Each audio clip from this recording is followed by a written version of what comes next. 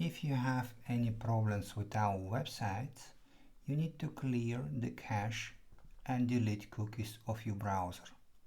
In this video, I'm going to show you how you can do this. You're going to History. Then, you're going to show Full History. You're going to clear browsing data. After that, you're choosing Time Range, All Time.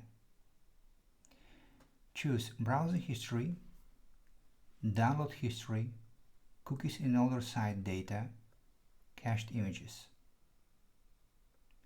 If you see Basic, you need to delete all these three and choose the range All Time. It's very important. If you cannot find this, you can go to three dots, then you're going to History. Again, you're going to History.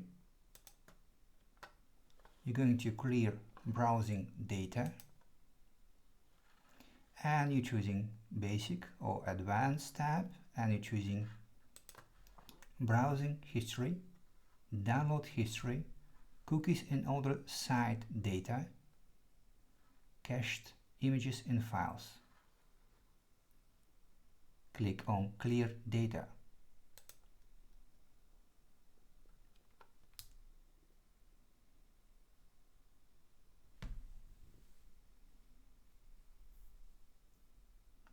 Now you can restart your browser